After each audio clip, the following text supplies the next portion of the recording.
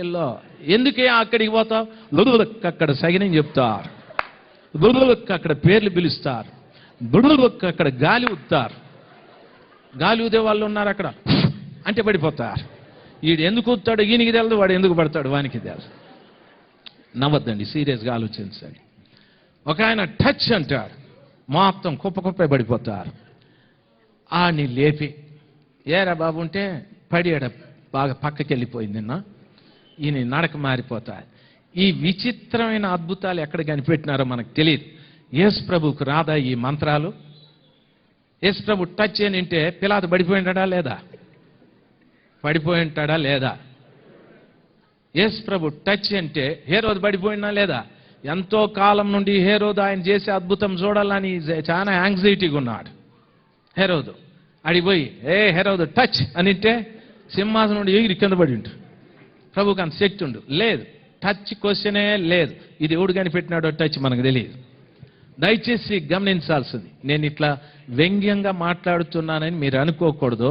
కూర్చొని మీరే ఆలోచించండి, ఎంత పిచ్చి పనులు చేస్తున్నారో మీకే అర్థమవుతారు. దైవ జ్ఞానంతో మీరు ఆలోచించండి, ఇది నిజమా నిజం కాదానని. నశించిపోతున్న ప్రజలకి కావాల్సింది సువార్త, కానీ నశించిపోతున్న ప్రజలకి మాయలు జిమ్మిక్కులు కానే కాదు. నన్ను గమనించాలి. ఒక ఆయనకు నాకు పెద్ద హోరు పోరాటం పడింది, పెద్దగా వాగ్వాదం పడితే ఆయన అన్నాడు, అయితే టచ్ అంటే పడిపోరా అన్నాడు. ఎక్కువ మాట్లాడొద్దు నాతో, సరే ఈ రాత్రికి నీ భార్యను తీసుకొచ్చి స్టేజ్ మీద నిలబెట్టి టచ్ అని పడతాదేమో చూద్దామని. మన భార్యను టచ్ అని మనం ఆమె పడదు, ఈడు పడిపోతాడు. రివర్స్ స్పిరిట్ కొడుతుంది. ఎందుకో తెలుసు, వీని వీక్నెస్ అని ఆమెకు తెలుసు. అనలేడు టచ్ అని. టచ్ అంటే ఆమె పడదు, ఈడు పడిపోతాడు. కమాన్ అన్నా, అట్లా కుదరదు అన్నాడు. ఇంకెట్లా కుదురుతుంది? ఊరోళ్ళు మా మీద పని చేస్తుందా? మీటింగే క్యాన్సల్ అన్నాడు. నేను పోనేను, ఉండు ఈ రాత్రికే. ఏది ఆ సిస్టర్ని నిలబెట్టి టచ్ అను 100 సార్లు టచ్కి నేను ఇస్తాను అవకాశం.